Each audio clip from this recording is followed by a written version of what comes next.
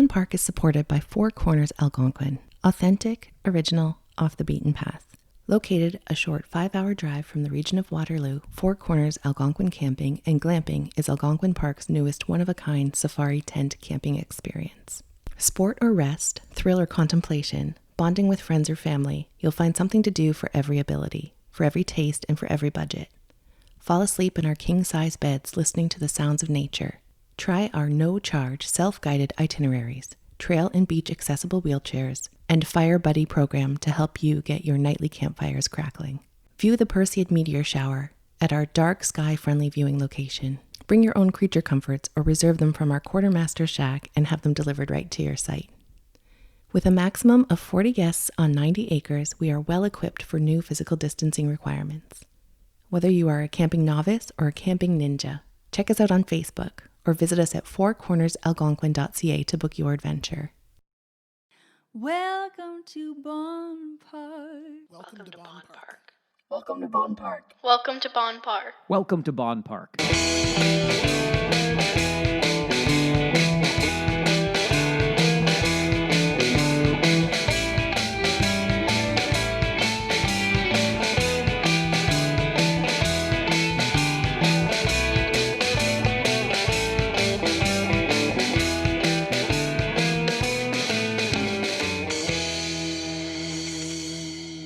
Welcome to Bonn Park. I'm Sara Geidlinger. And I'm Marshall Ward. And today we have Angela Pollak. Yeah, the one constant is change, whether in times of intensely personal disruption or periods of global social change, as we are experiencing now. The ongoing story of humanity takes unexpected twists and turns. Angela Pollak is a social scientist who studies information behavior, the way people seek, avoid, share, and hide information in daily life. She's also a strong believer in the power of story. The interplay of data and narrative is, for Pollak, the way we can make sense of tumultuous times and their lasting effects. Moments when everything changed, she says, shaped both her scientific work and her personal outlook on life. And this is a really interesting episode of Bonn Park, as it was recorded just before COVID-19 became a global health emergency. And Angela shares with us how sometimes sudden change can become a blessing to those willing to embrace it. Yeah, I love the way that she discusses that with us. Let's get right into it. Here's Angela Pollak.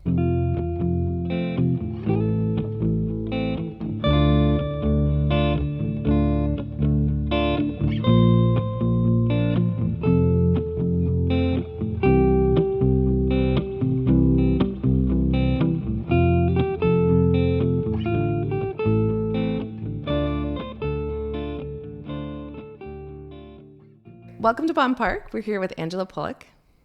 Hi. We're happy you're here. I'm very interested in finding out how you and Marshall met.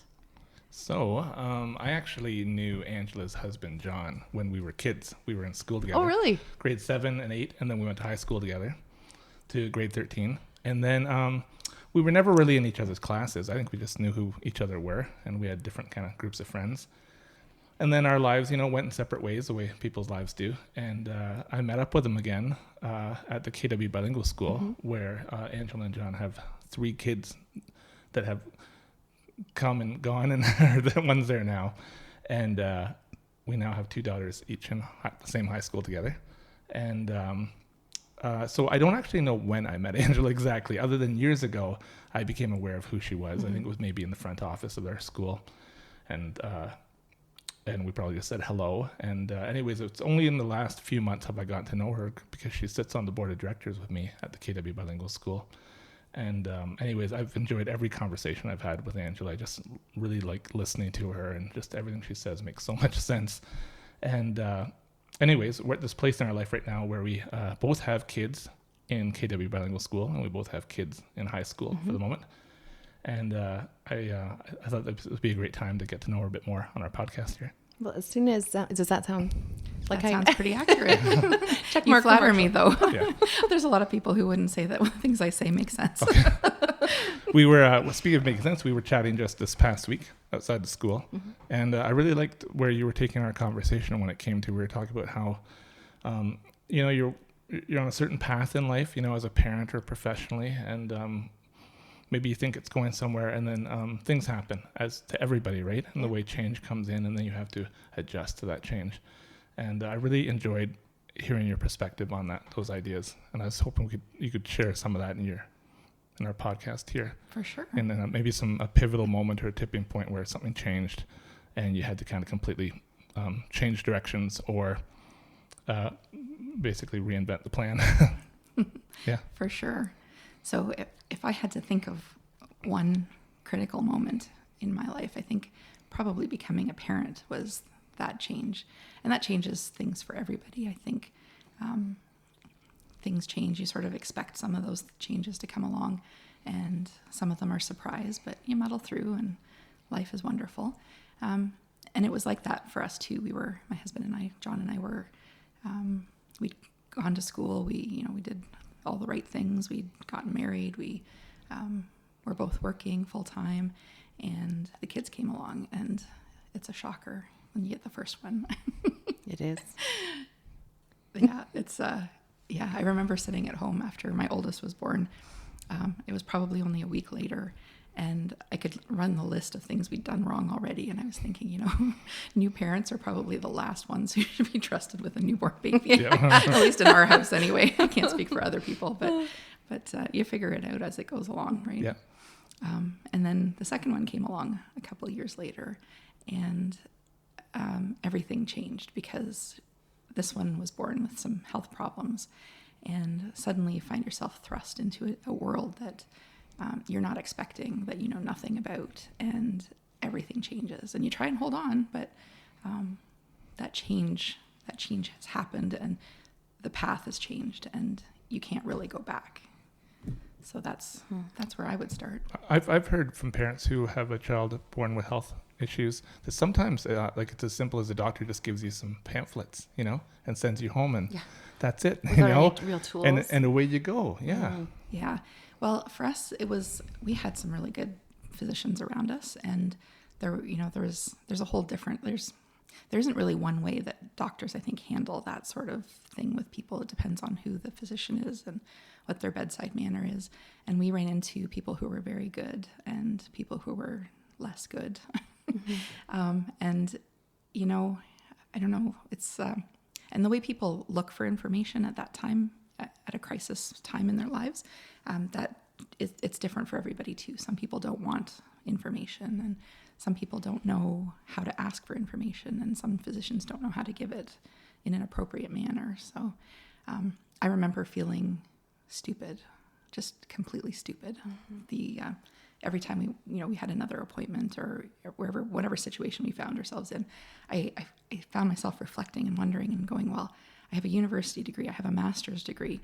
I've never felt like I knew so little in my entire life. Was it like a feeling of helplessness more than anything, or do you think it was just you couldn't acquire the information fast enough? Or? It was, I spent a lot of time thinking that I went into the wrong field. Like I should have gone into something that would have prepared me better for this. But of course you don't know, right? Don't know. And I remember sitting in the doctor's office during one of my checkups, and she offered me the prenatal testing, and I said to her, no, it wouldn't change anything anyway, so we don't really need to know, right? Like, what difference is it going to make?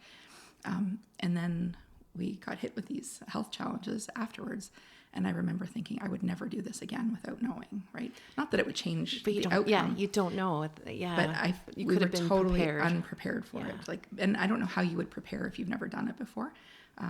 It would probably just cause a lot of anxiety too. So there is no right answer when you come through it. But I was surrounded by people who knew a lot about very, very specific areas. Of course, the very specific area that we were looking at. And they were always very open and, willing to share, and they'd answer questions and everything.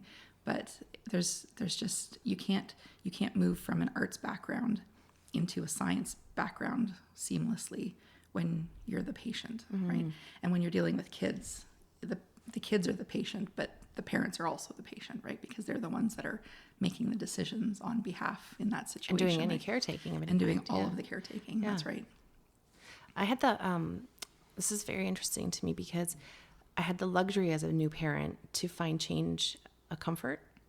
So I wasn't facing any health challenges with my children. And anytime I felt stuck or overwhelmed or stupid or helpless or like I'm doing a bad job. I just kept reminding myself that it's going to change and I could get out of it and the next stage is going to come. So this is a very different perspective for me to hear about that.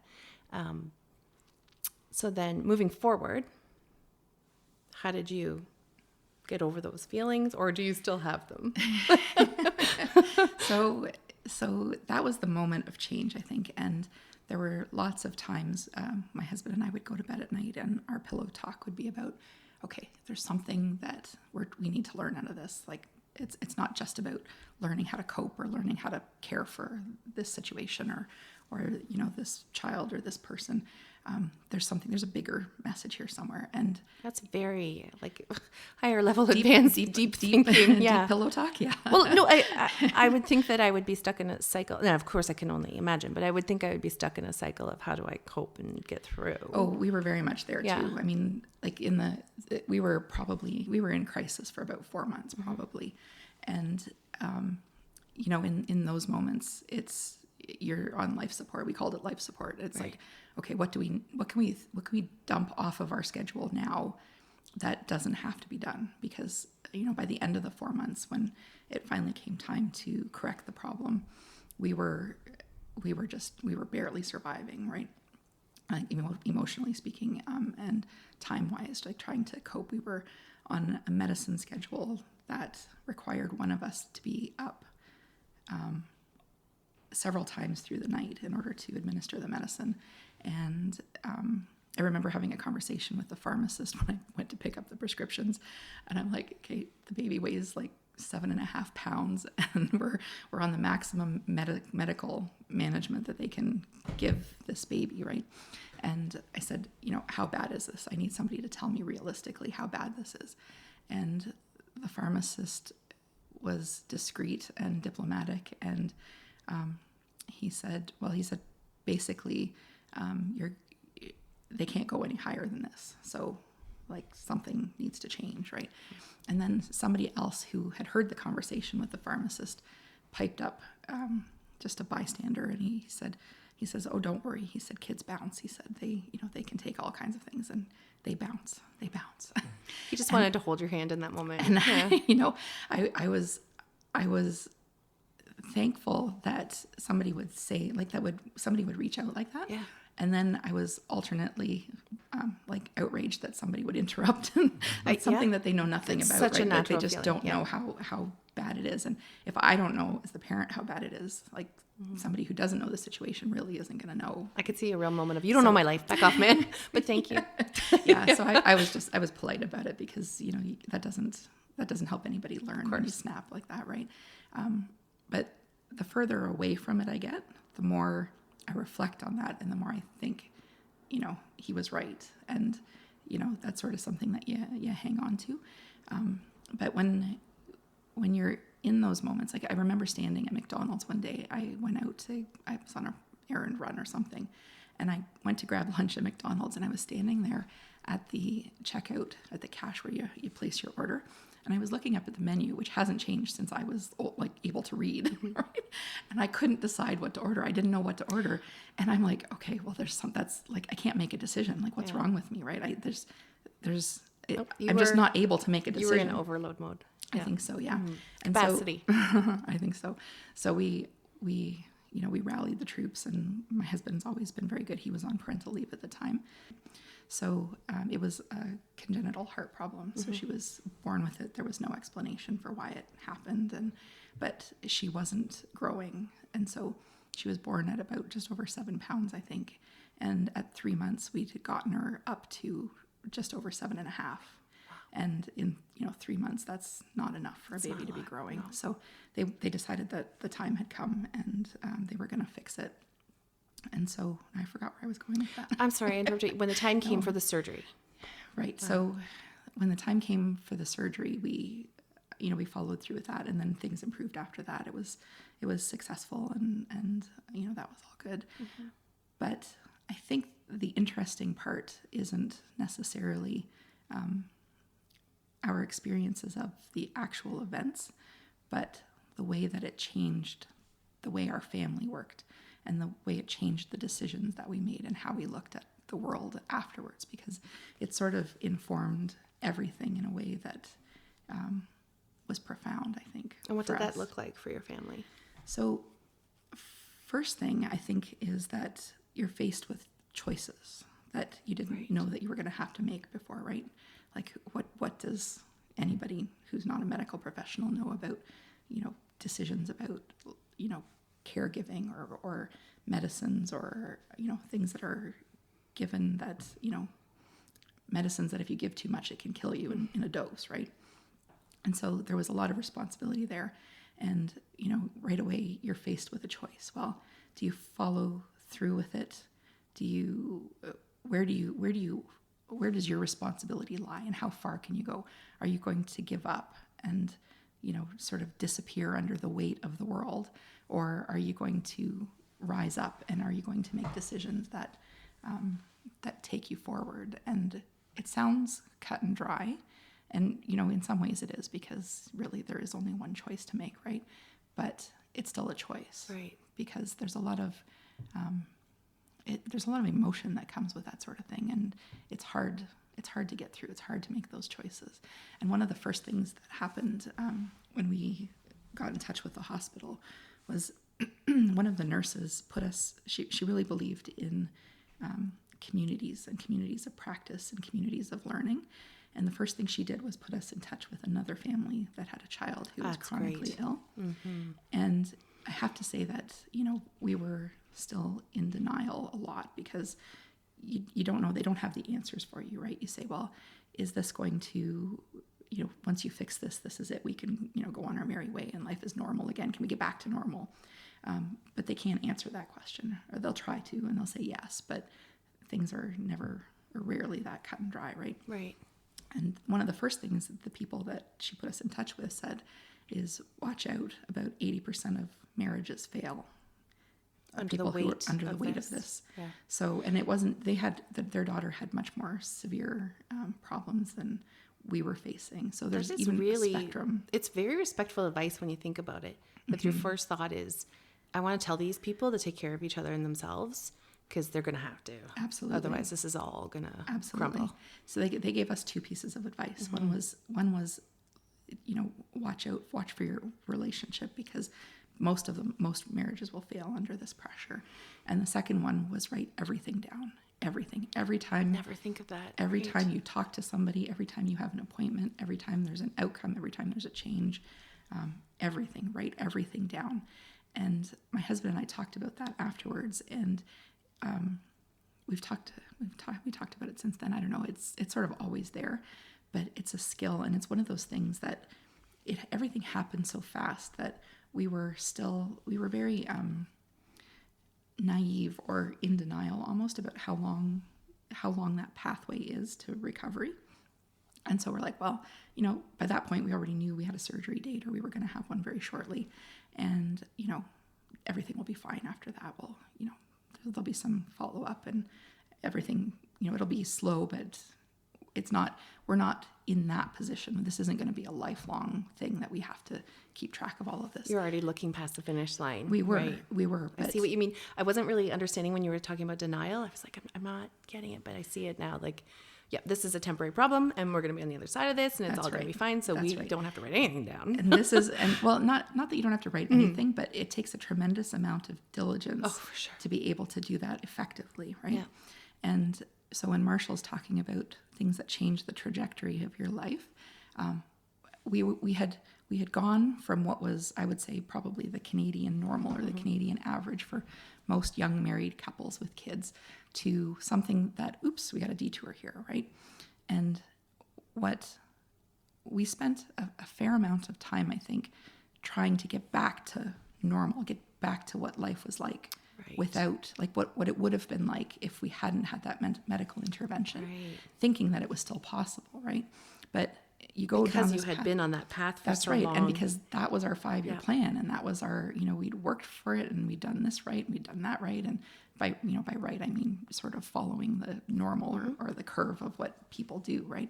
And so that had never, our goal hadn't changed, but the road had changed, and so it took us a long time to understand that the goal had to change as well, right?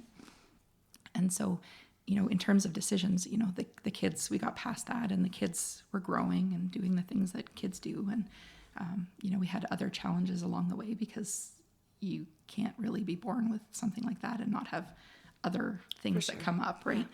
Yeah. And, we were probably 5 years into it, I think, before the baby was 12 months old already before we went 7 days without a doctor's appointment, to give you an idea of how many interventions there were in that first year, right? So if I'm just like imagining your life from my own filter at this point, work is suffering, bank accounts are suffering, life is suffering. You are leaning heavily on friends and family. Am I right here? So, okay. If you want to answer. Yeah, for sure.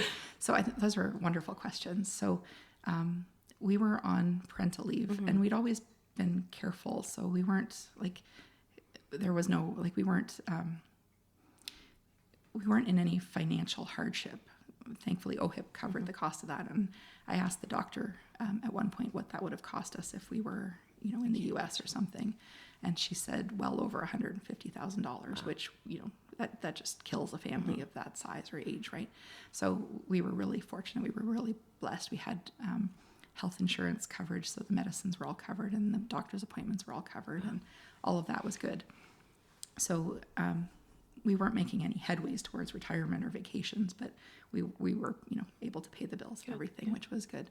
And, with family stepped in, and the neighbors, we had some really fantastic neighbors at the time who just showed up with, meals and stuff, which was really kind. So we had lots of support that way. And the jobs, well, we were on parental leave at the time, but it's interesting even with parental leave, because my husband faced a lot of discrimination for taking parental leave, because it was brand new at that time, right? And so it came in, I think, in January of 1999, and our oldest was born in June of 1999.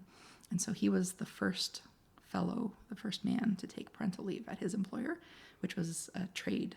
He worked in the trades. And, that's one of the forms of discrimination that we've discovered and found along the way, right? And he really took the brunt of that.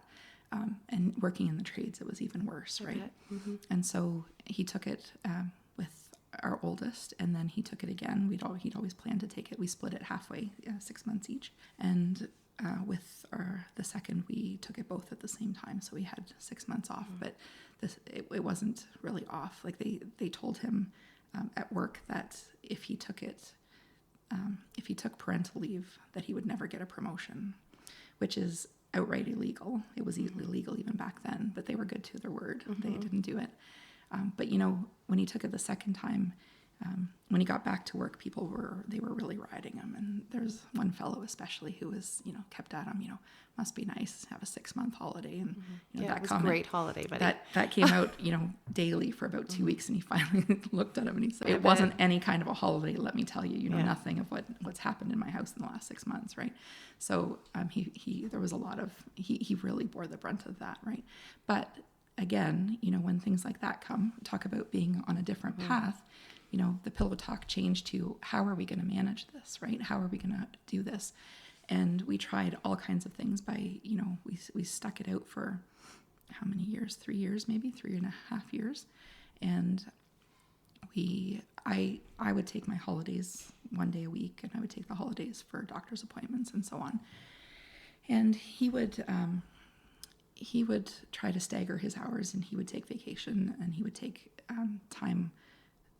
unpaid time, so he could leave a little bit early. He was paid hourly, so And that it still wasn't. sounds like survival mode to me. You know what? It was like, that was our new normal, and that was okay, and we were making it work. But it was the stupid conversations that we had to have with people that was just really draining. And so at night, the pillow talk turned from, what are we supposed to get out of this, to, is this really what we want for our future? For how long can this go on? And the crux of this came to a crisis point too. So with the employment, my husband had asked if he could switch to the afternoon shift. I think it was night shift. he'd asked to go to a night shift To try and manage your days better so that together? we could, that's right. So we could, so somebody would be with the kids all of the time, because we had 2 at that point. And when so many resources are going to one, you can't let the other one fall off the radar, right? And so we tried to make sure that both of them had what they needed. And he had a conversation with his boss, and the boss said to him, it's time that you and your wife sat down and had a conversation about which one of you is going to quit, because we can't keep doing this, right? And again, totally illegal. Like that's not allowed. The employers have a duty to accommodate. And, at that point, we made the decision that we were going to change our careers so that, we could focus on what was important to us and make sure that the kids had the resources.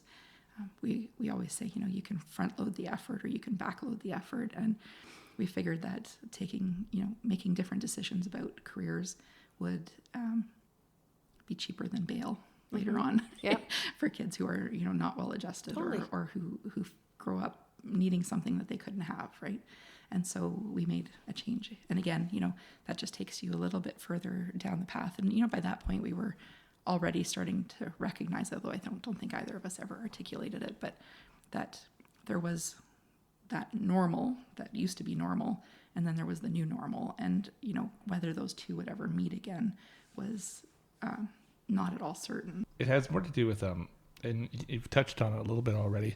So I remember a parent at our school years ago, I was trying to say how my youngest daughter kind of is introduced to movies sooner than I would have introduced my oldest daughter, right? And all these things, how things stop earlier for her than they do the other one. And someone said simply to me, it's kind of like the second child grows up in the first child's world.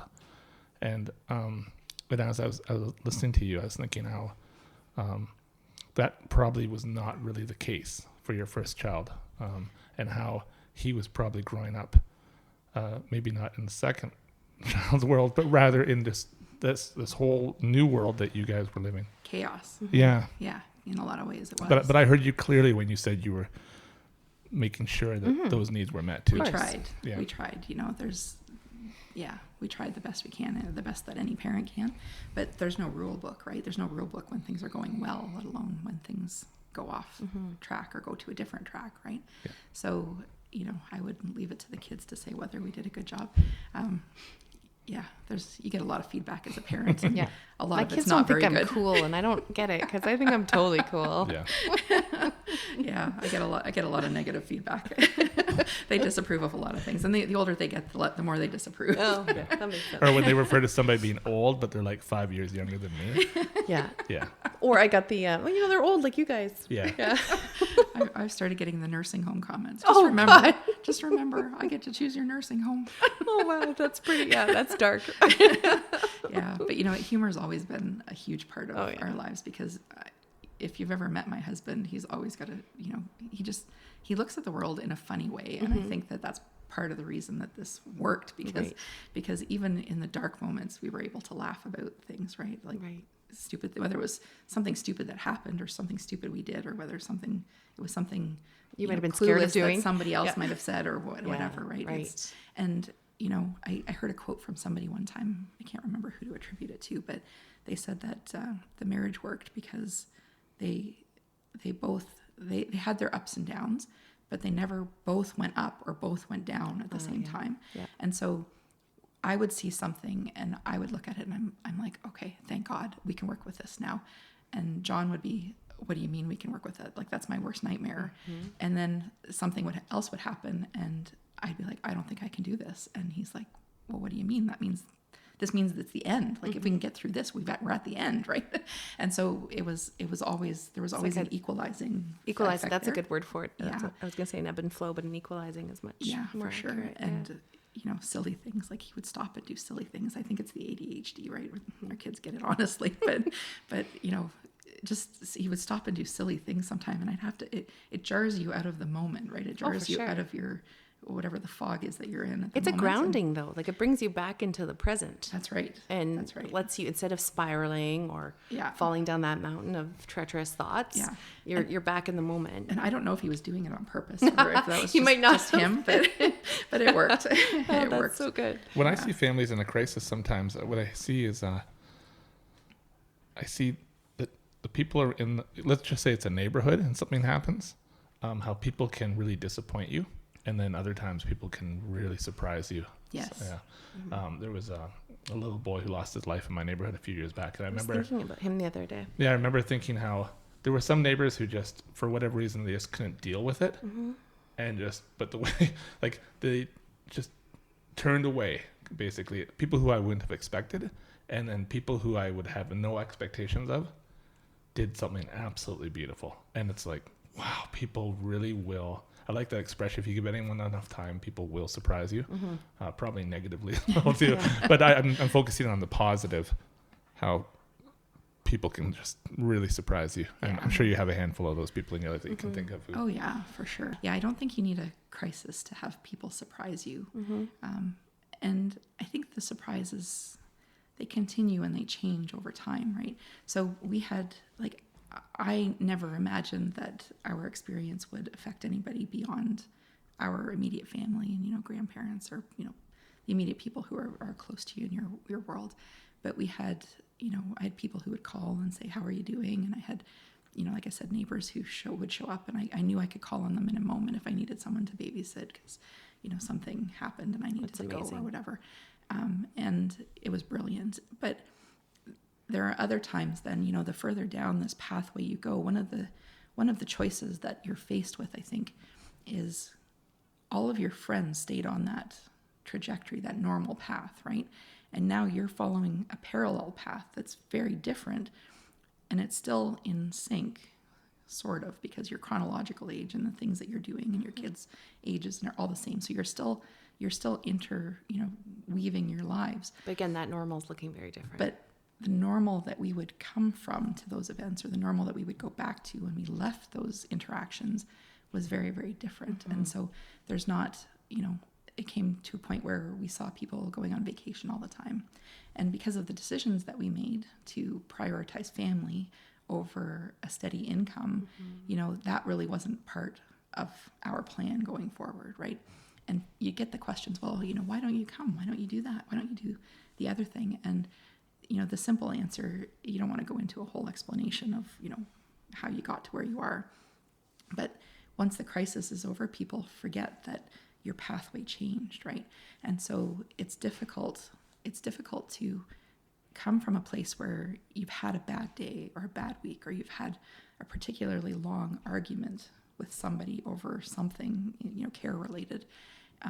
And the care just consumes your whole existence from sun up to sundown.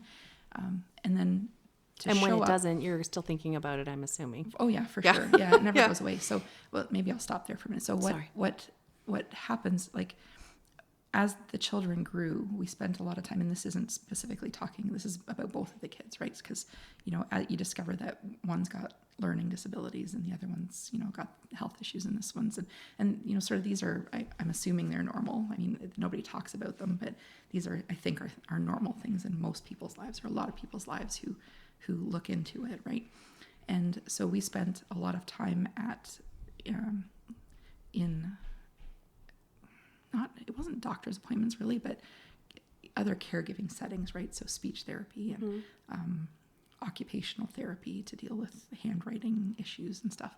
And some of my friends, I think, thought that I was just overzealous in the amount of attention that I was looking for my kids to do all of this stuff, right?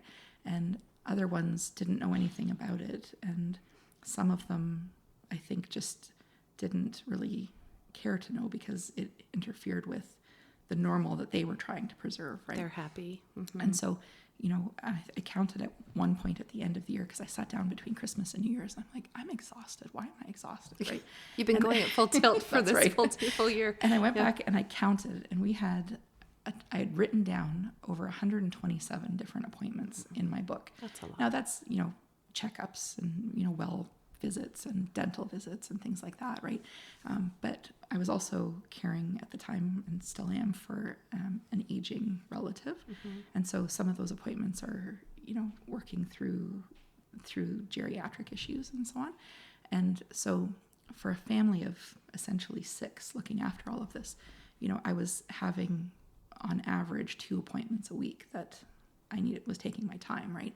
And for somebody who doesn't have to dedicate that much time to the work of home and family or caregiving, it's really difficult to understand. And I say that sincerely and honestly, because until my path changed, I had no idea what that was. You wouldn't. Right? You wouldn't. You have no reason to know, no reason to understand. It's impossible to understand what somebody's life is like until or what that type of life is like until that you've lived it. And it's a real gift to be able to to recognize that once you're there. It is. Like, oh, now I see. And maybe I have empathy for somebody else going through this That's right. similar situation. And maybe you can just smile off when some friend that you run into or old, schoolmate or whatever says, "Oh, I'm so busy. You have no idea."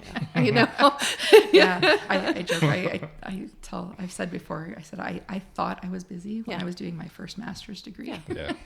I thought I knew what time management was. You didn't know what busy was, I right? had no idea. I thought I knew what I was doing. But Right. it calls and challenges you to become more efficient and better at remembering, better at note-taking, better at, doing the things that keep your family flowing and moving, right? So we had some of the worst conversations I've had are with insurance companies. Oh, I can imagine. And so we've had, for a lot of this time, we had health coverage through one plan or another. I had actually gone back to school, and so for a long time, John was self-employed by that point, but I still had my student plan. And we had a battle with our insurance company that lasted almost 18 months, I think, over speech therapy receipts that they didn't want to cover. And so I think the coverage is typically about $500 a year, and they cover, I think, 80% or something like that. And over this 18 months, the bill had totaled up to about, I don't know, $2,000, $2,300 or something. And they had agreed to cover the portion that was attached to the child, but they wouldn't cover the receipts that I was claiming for me, because they said, "You're not the patient." And I said, "I am the patient," because when a child has a speech therapy problem, a speech language problem, a problem that they're having trouble expressing or taking in language, it's not just them. It affects everybody. It affects the other siblings. It affects your ability to go out and, to public places, because the frustration can lead to, tantrums that people in public don't understand, for sure. Oh, yeah. It leads to all kinds of things, right? And as a parent, I am the patient because I'm caring for my own sanity here. I need to learn how to interact in this child's world, because that child can't come into my world right now, right? And it's the language that's in between. And so it took us, a long time. And it gets to a point, I can handle it for 6 to 8 months or so. And then after that, I'm like, "Okay, John, you're the PR department. This is your job now." Right. And then he takes it the rest of the way. But we managed to get it through. And in the end, I don't know if this was just what they said to finally make me go away, but we seemed to isolate it to a clerical problem. They'd missed some of the paperwork that I handed in, and that's what had dragged it out the extra 4 months, right? But yeah, sure, whatever. But that's time consuming. It is, and it occupies hours during the daytime that normal people or average people or people who are on the normal path spend at work, right? Or spend it at leisure, and it's time that we didn't have as a family to do that. And we kind of had to group and regroup and support each other through that, and make sure that the resources were there for the kids when they needed them. So yeah. When did you manage to carve out this life for yourself then, where you get to enjoy many things nowadays, and you have somewhat of an outdoorsy life? Like, are you gone all summer? So that's a really interesting question too. So this came right out of the choice to give up the security of the 2 full-time incomes. So I'm just going to interrupt for a second. So this is when you were sort of talking earlier about the new path and the choices that you're making. You are leading towards restructuring this whole idea of work and family and how you guys are going to get through the future. Okay, that's right. Because we were spending a lot of time doing things for the kids. And honestly, that conversation that my husband had with his employer just set the fire in both of us, right? Like if the parents aren't going to commit to putting the child first, who is going to? Yeah, Right. no one. And so, we came home and he's like, well, if they think that I'm going to choose them, they're mistaken, right? It's not, and whether they cared or not is another matter, right? But at that point, he changed jobs. So he switched from that company to another company that did the same work, but it was more in a research environment. And so it was less traveling, less of the early mornings and late nights and weekend work and overtime, to more of a 9 to 5 kind of thing. And he stuck that out for about 5 years. And in that time, I had made the decision to go back to school. And so I left my job. And so he took a pay cut to go to his new job. And my salary went to zero, and I started paying tuition. And so our income dropped by probably 75%. And exactly where you thought you'd be at this point in your lives, right? right? Exactly, right? Yeah. And so this is just like one more milestone on this other path that makes it really hard. Like at some point, there isn't one moment when we realized that the paths were never going to converge again. Right. It's more of a case of looking back, going, wow, we should have seen it sooner, right? Right. So then you can only see it in retrospect. Oh, totally. Yeah. So then how did that connect? Like Marshall's saying, like, how'd you get from there to the life you're leading now? So I went back to school, and I went to do a master's degree in library work to become a professional librarian. I'd been working in high tech, and the work I was doing was called information development. And I wanted something that was not a complete change. I didn't want to move into a completely different field. But at the same time, I didn't want to go back into the same work environment that I was in. And I wanted a different job. And it seemed to me that libraries was kind of a natural fit. And, I had my preconceived notion of what librarianship would look like, working in a public library or working in an academic library, maybe. And I was still coming off of this period where I had been in training, let's say, to learn about what, the health system and all of the things that come along with that. I felt, really stupid still, like I missed the point of education or something the first time around. And so I went back to school, and I was commuting to London to do this. Wow. And it was a 1-year program, and I took 18 months to do it. And at some point, I remember a friend of mine calling me on the way home from school one night. It was like 9:45, and I was tired, and I still had another hour drive home, but I felt alive for the first time in years, like probably 10 years, right? Not just the time that, I'd spent raising my young family, but even the time before that, because I feel like what had happened was I got into my job, and the focus became not so much what I could learn going forward, but how well I could do what I already knew, right?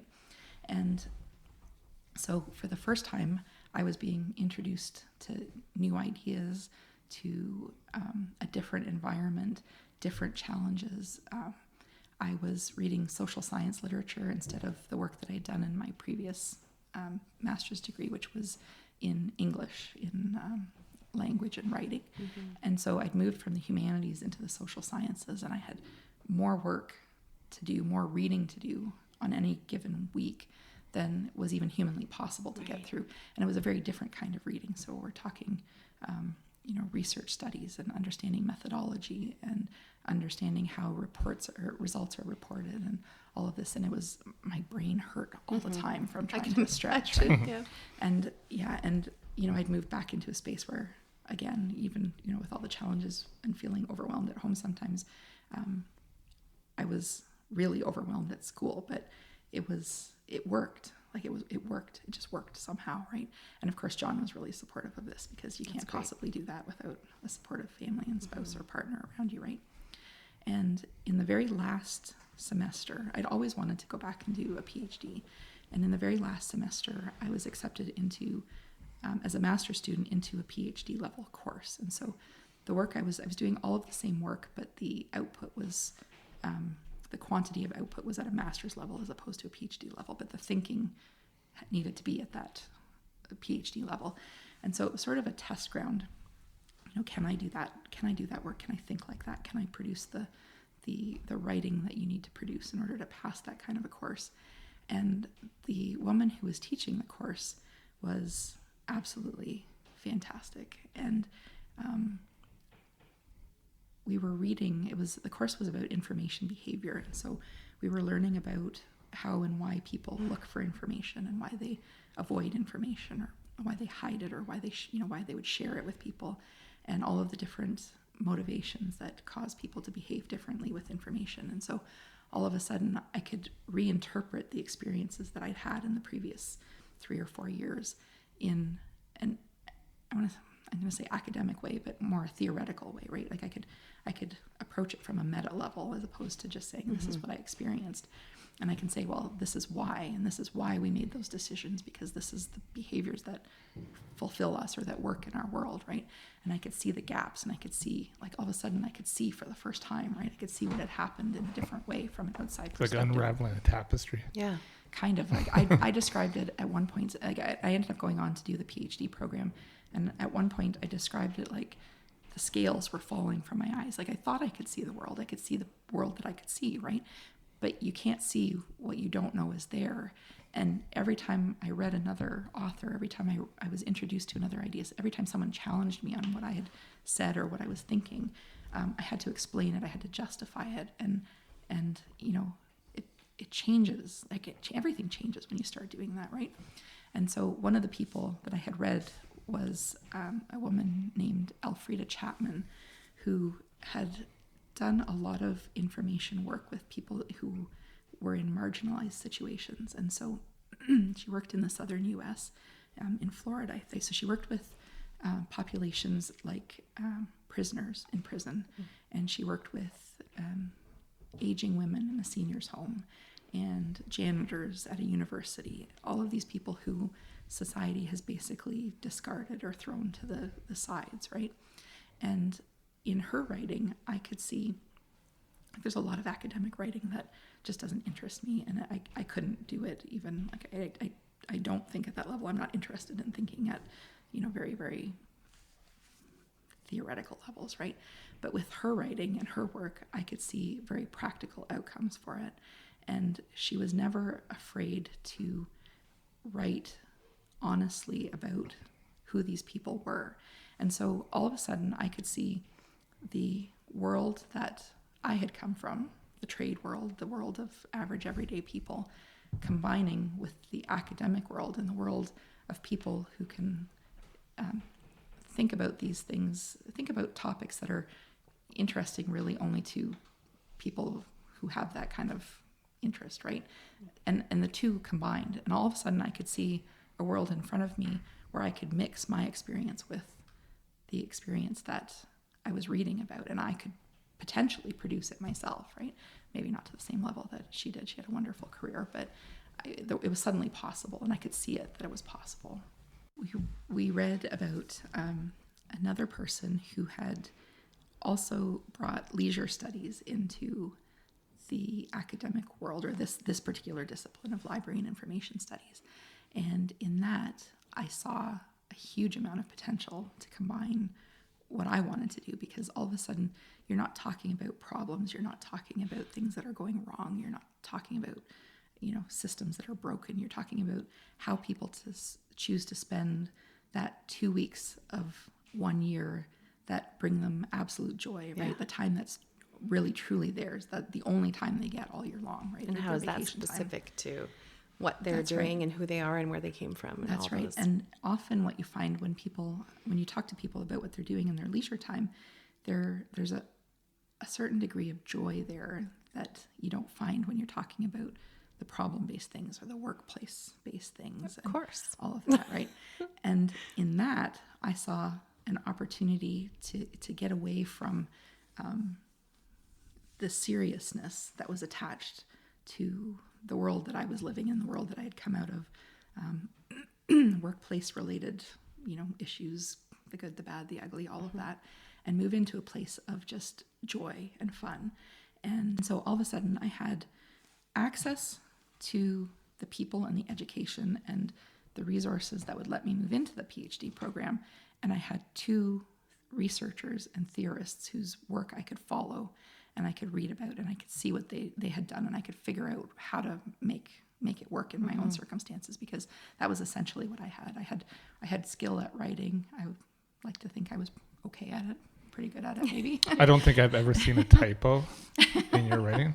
Well, thank you very much. I make them all the time in the most inopportune places. but all of a sudden I could see it. I could visualize the end, right? Or the outcome, a potential outcome. And so I applied to the PhD program, and I went into it, and I studied under the person who had taught that course in information behavior, who was absolutely phenomenal. I call her my fairy godmother, because she was one of those people that I never would have met if I hadn't gone down that other path, right? If I had stayed on the path that was problem-free and, the two kids, double income, house in the suburbs and all of that, I would have stayed at my job. My husband would have stayed at his job. We would have, had the vacations. We would have had probably new cars and all of that stuff. But these people wouldn't have been there, and that opportunity wouldn't have happened, right? And so, we look back at this critical incident of, the health problems in kids and whatnot.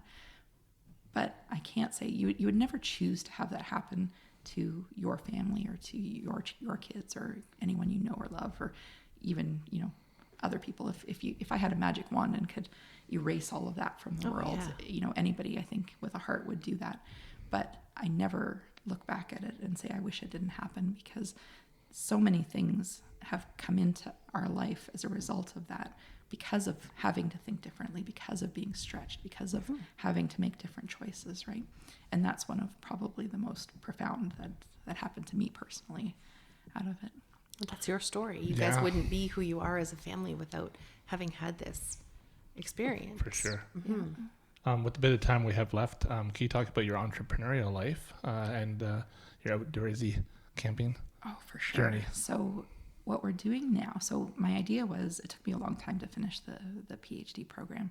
It took me about 8 years. I had a mat leave in there. We had a third child who came along, and I was slow because the work of home and family was heavy. But you did it. But we did it. I swear I did it in 15-minute increments between breastfeeding. I remember typing up my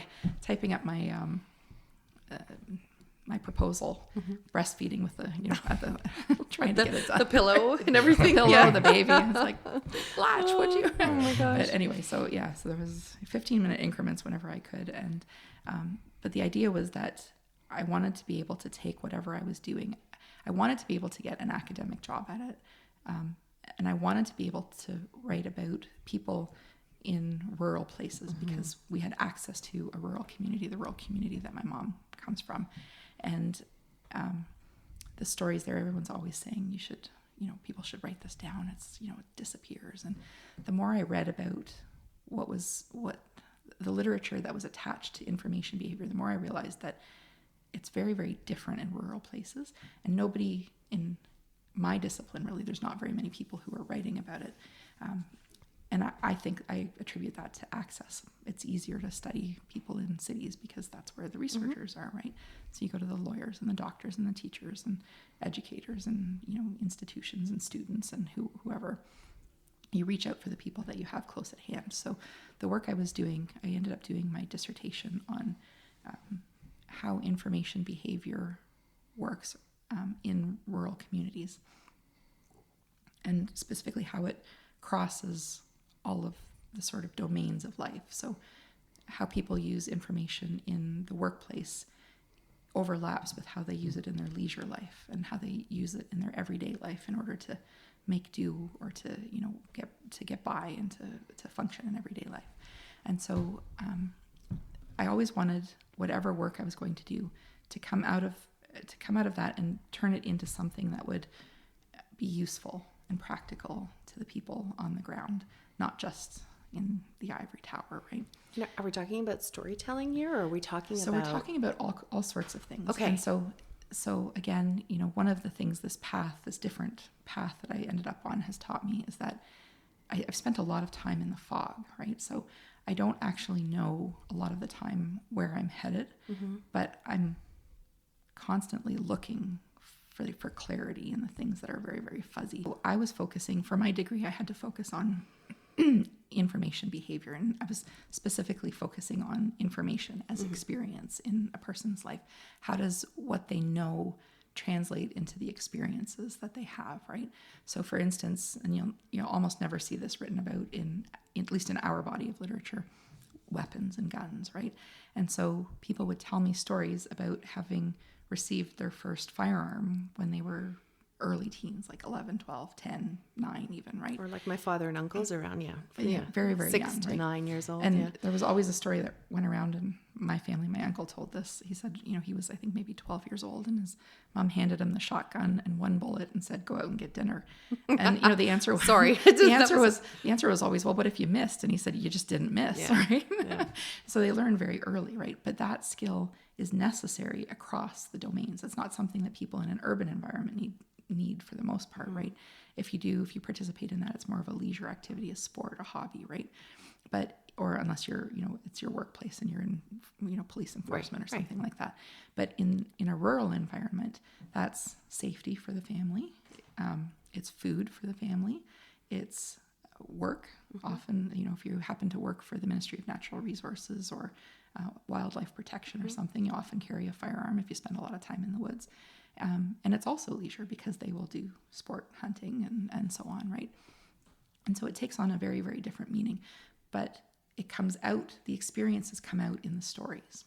And so again, going down this path, I finished the PhD and I ended up being invited to do a postdoctoral fellowship out at the University of Alberta.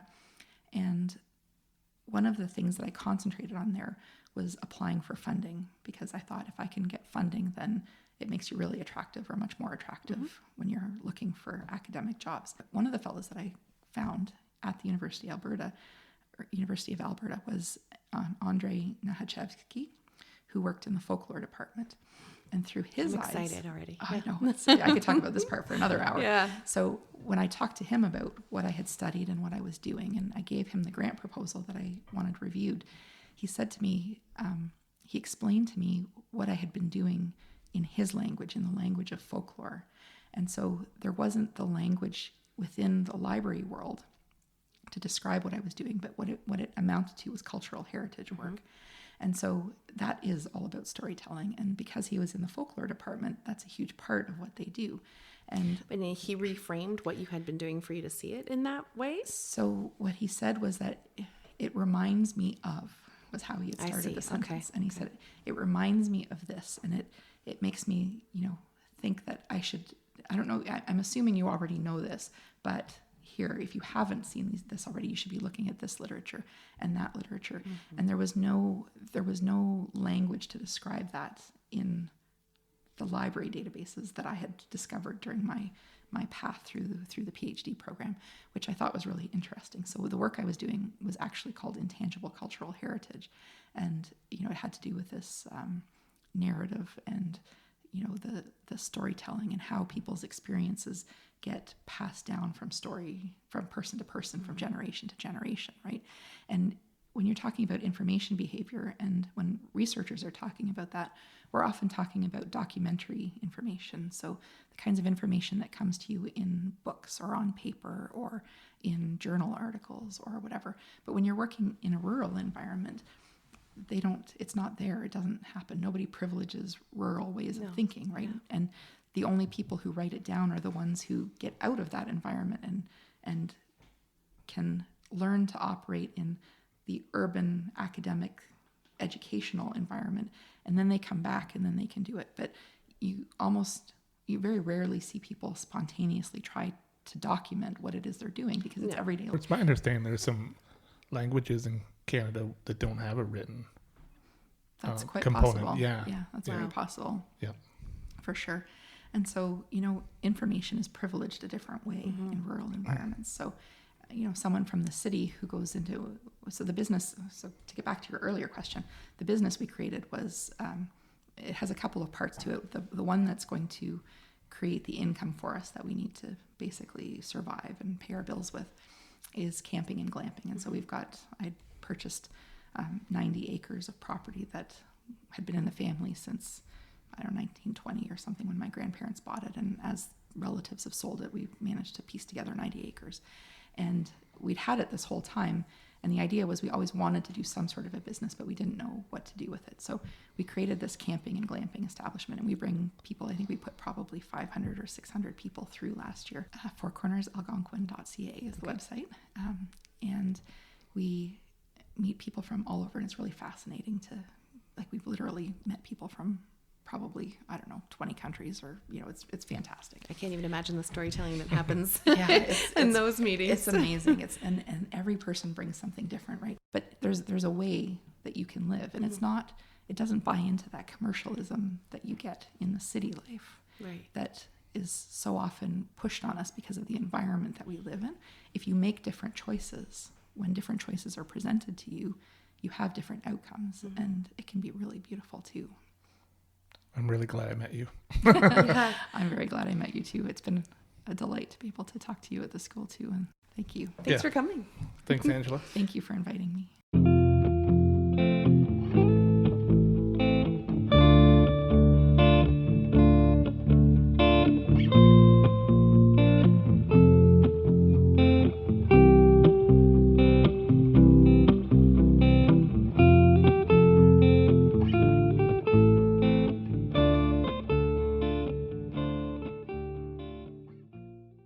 Hey all, thanks for meeting us in Bonn Park. Please like, rate, and subscribe to our podcast on the platform that you're listening to. And follow us on Instagram and Twitter at Bonn Park Podcast.